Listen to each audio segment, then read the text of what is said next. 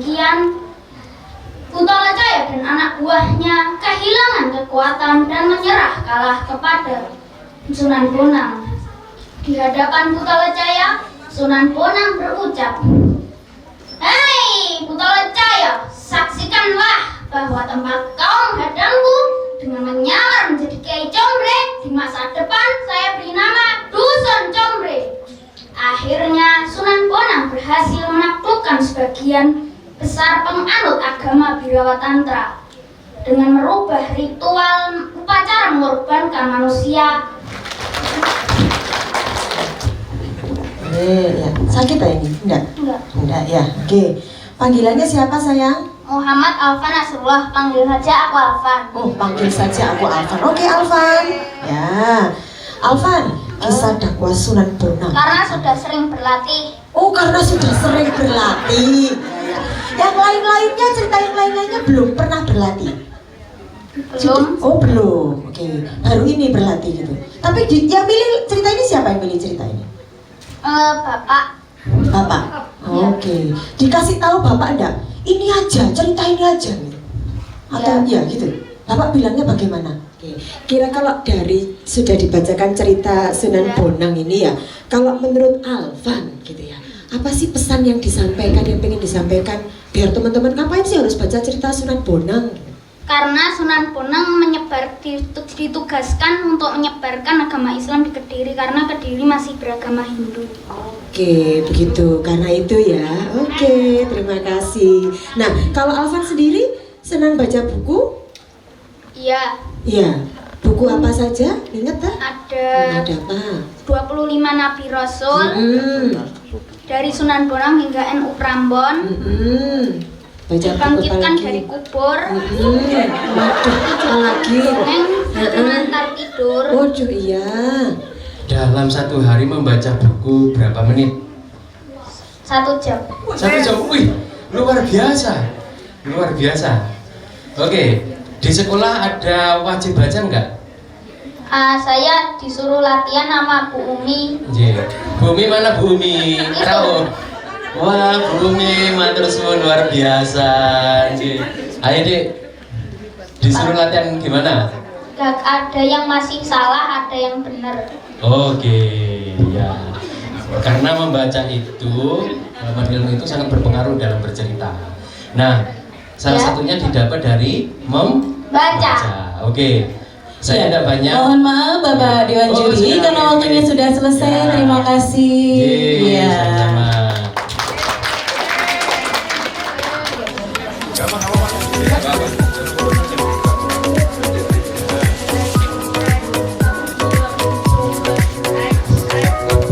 Ya, lihat kamera, senyum. Boleh tangannya semangat? Iya, senyumnya jangan lupa. 1, 2, 3, buncis. Iya, terima kasih.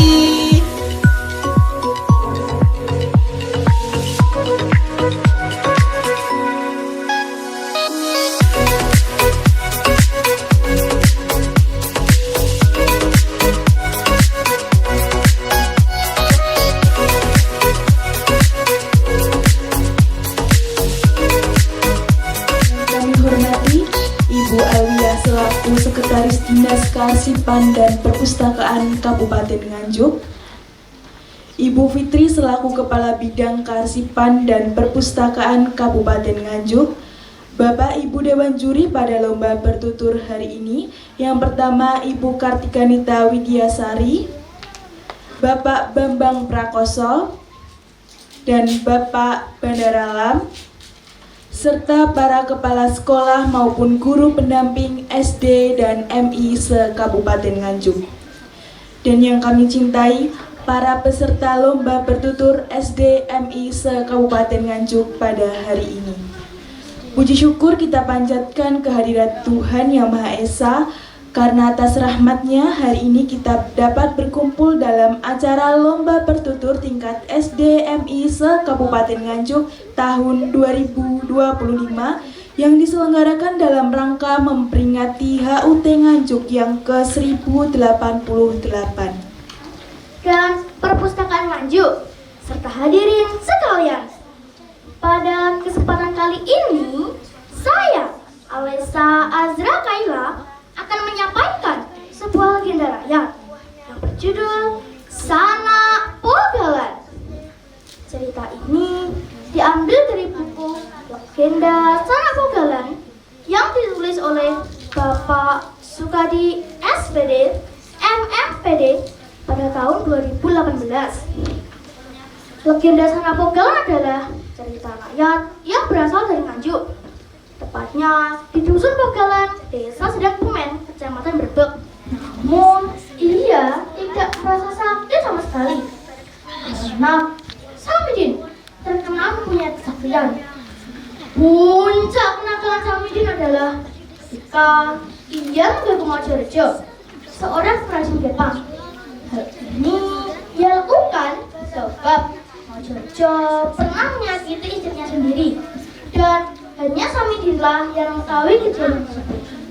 Samidin pun berdiri dari belakang, melihat kanan, kiri, dan di situ ada Mojorejo yang sedang menyerang Jepang. Dari belakang terdengar suara "Brak! Cek!" dan disusul dengan sebuah setan. "Aduh, sakit!" Mojorejo pun terjemput karena baru saja dipukul oleh Samidin. Hari demi hari, kenakalan Samidin semakin membuat kericuhan di lingkungan desa Pogalan.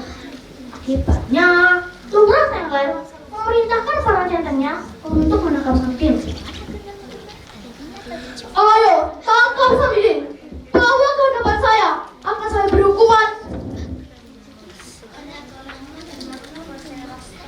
"Baik, Pak, akan segera kami tangkap Samidin." Lah, tanah yang tidak bisa ditanami ini menjadi subur akibat tumpukan lumpur dari luberan air sungai. Lahan yang semula hanya dapat ditanami padi dan palawija ini dapat ditanami jagung dan ketela. Pengairan semula sulit.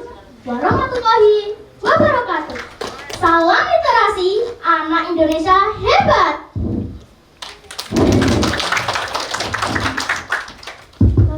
Ambil nafas dulu. Senyum dulu, senyum dulu. Dada-dada dulu. Halo teman-teman. Halo teman-teman. Terima kasih sudah mendengarkan ceritaku, gitu ya. Gimana, lega sudah? Sudah. Atau masih deg-degan? Iya. Wajahnya kok malah takut gitu nanti jadinya. Kakak mau tanya apa ya? Matematika apa tanya apa ini? Enggak ya, bercanda. Oke, panggilannya siapa sayang? Eca. Eca. Oke, Eca. Eca sudah belajarnya berapa lama? Dari Januari. Oh, dari Januari, lama. Berarti kemarin liburan hari raya juga belajar? Mboten iku libur. Oh, libur ya, bener, sip. Lupa sekolah sama priayi. Oh ya, terus langsung dikasih ini. Eca, ceritanya ini aja, gitu. Gitu. Ecanya sendiri gimana mau? Oh, seneng. Seneng. Coba, kalau seneng, bagian mana yang menurut Eca dari cerita ini yang menarik itu yang bagian mana? Yang menarik itu yang Sanak Pogalan itu kan punya kesaktian.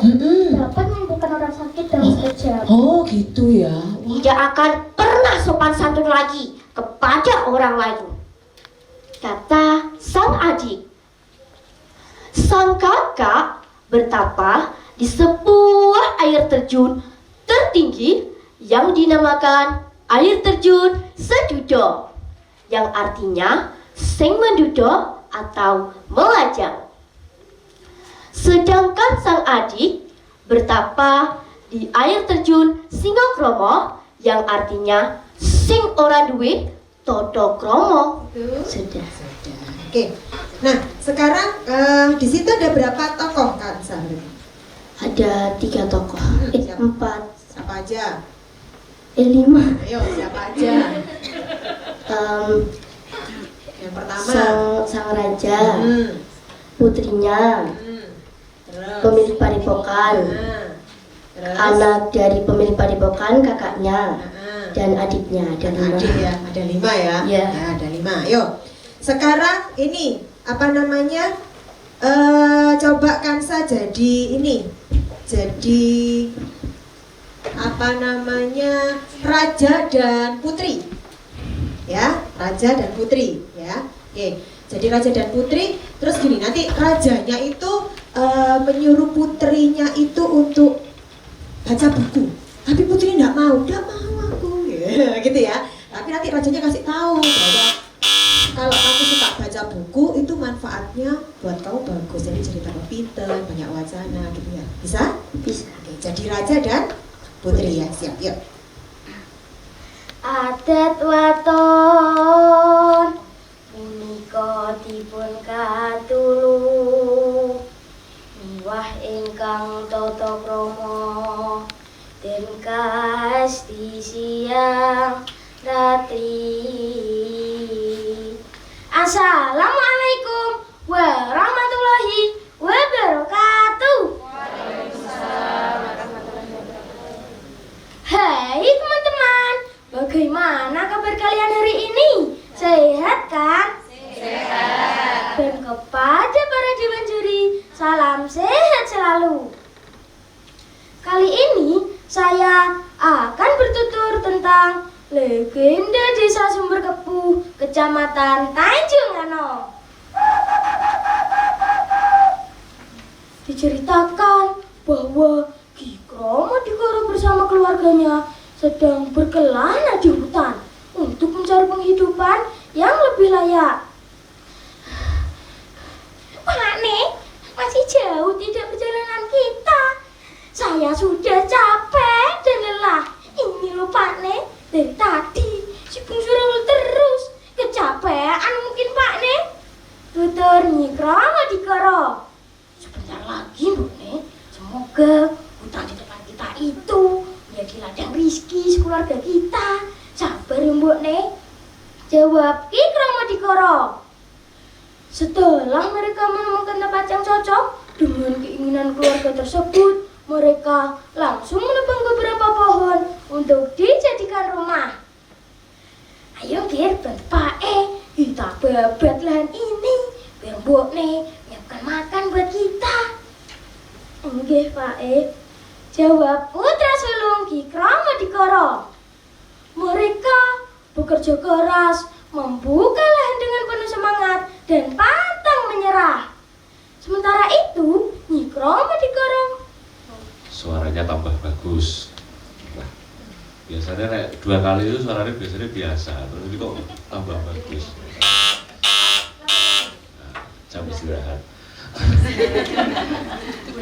Oke, beli jajan dulu.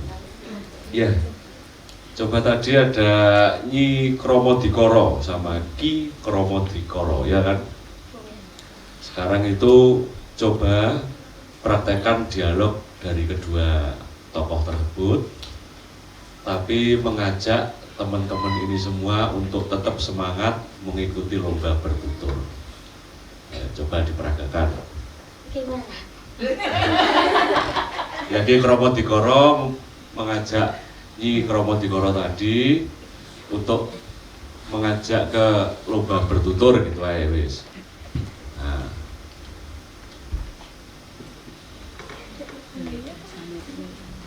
Ayo nih, ayo kita lomba bertutur. Terus. Gimana? Terserah. Jawabannya gimana? Oh iya kok. Kata ya, Ki Kromo Dikoro karo Nyi Kromo Dikoro iki anu irit suara. Coba. Tadi siapa? Jadi siapa ini? Ki Kromo Dikoro dan Nyi Kromo. Oh, berarti kan suami istri toh? Ya, yuk, gini. Pak Ne-nya. Pak Ne-nya itu ngajak Bu Ne, ayo melu lomba bertutur, gitu ya. Terus nanti Bu Ne-nya bilangnya, wis tuwek Pak, wis arek-arek iki lho, anaknya Pak Dewe ikut lomba bertutur, gitu ya. Bisa ya? Nah, terus nanti ya sudah, kita nggak ikut lomba bertutur, tapi kita kasih semangat untuk teman-teman yang ikut lomba bertutur, gitu tak maksudnya? Gitu aja. Nah, ayo Pak Ne dan Bu Ne, ayo. Ayo Mbok Ne, kita ikut lomba bertutur. Kita sudah tua, Pak Ne. Nyapa toh ikut lomba bertutur? Mendingan yang ikut lomba bertutur anak kita saja. Perkenalkan, nama saya Nur Aisyah Sabila Muawana. Teman-teman, tahukah kalian air terjun Roro Kuning? Saya akan bercerita tentang air terjun Roro Kuning yang diceritakan kembali di buku Indonesian Legend oleh Sukadi SPD MMPD, diterbitkan oleh Yayasan Komando Bela Bangsa. Ayo simak baik-baik.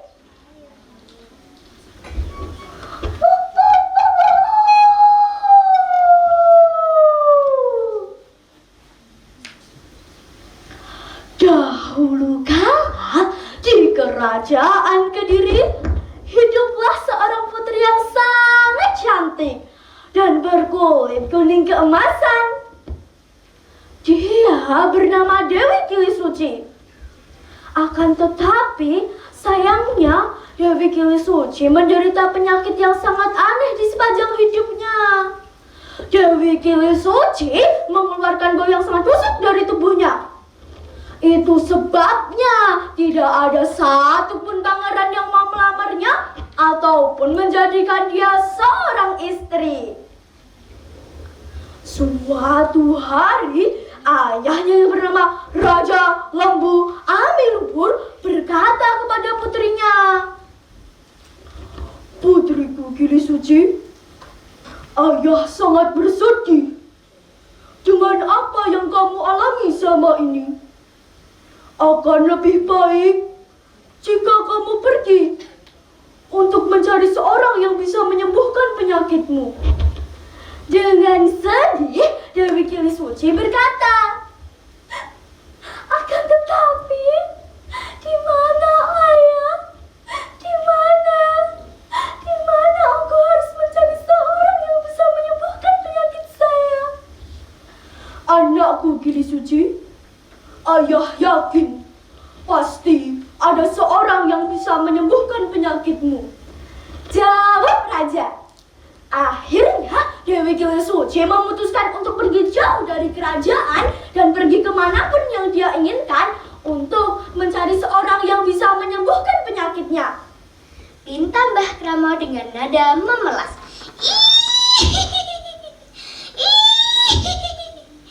Suara Nyi Prana menggema. "Baiklah, dengar Krama. Roh penunggu tanah tempatmu bekerja itu marah. Ia merasa tidak dihormati. Ia murka dan menebarkan musibah sehingga kerbamu sakit. Kau harus mengadakan upacara sesajen berupa aneka ketupat, kapur sirih dan kunyit yang dihaluskan, serta jadah ketan dan cengkaruk." Teman-teman, aku mau tanya nih, apakah kalian tahu apa itu cengkaruk? Sama, aku juga baru tahu dari cerita mbahku. Cengkaruk itu jagung goreng dipadukan dengan gula Jawa yang dihaluskan. Rasanya enak sekali. Mata Nyi Pranah melotot tajam dan mengucap, "Ingat, lakukan ini pada Wuku Gumbrang Wulan Suro hari Kamis Legi seperti tradisi zaman Nabi Zur dan Nabi Sulaim."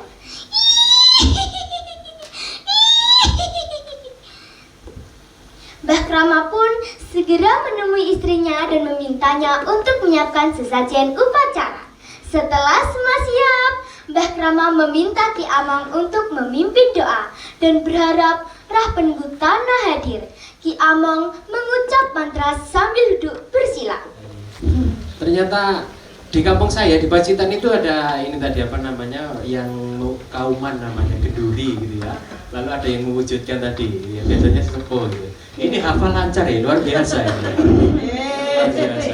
Ditanya Kak berapa lama ngafalkan itu? Ya, berapa lama? 1 minggu. 1 minggu. Ini 1 minggu gitu.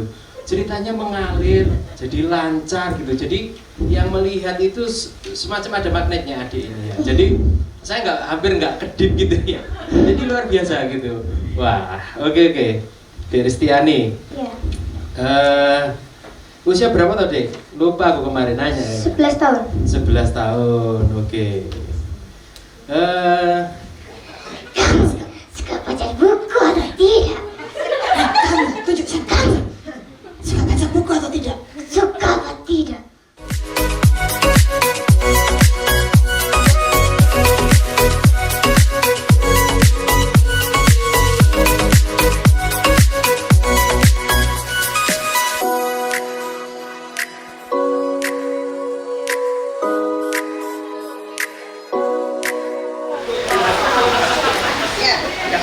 Berita acara pemenang lomba bertutur tingkat SDMI negeri swasta se-Kabupaten Nganjuk tahun 2025.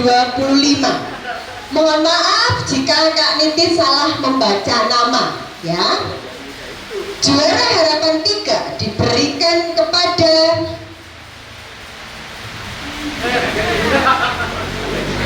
nomor peserta 39 Kansa Asana Neva dari SDN 2 Semarang Kecamatan Berber. Ya, silakan maju ke depan. Boleh. Nomor peserta 56 Sulistiani dari SDN 2 Kecamatan Bogor. 10 Nabi Akirul Ihsan dari SDN Sukersana Kecamatan Legok. Ya, silakan di sini. Aduh, selamat ya, selamat ya.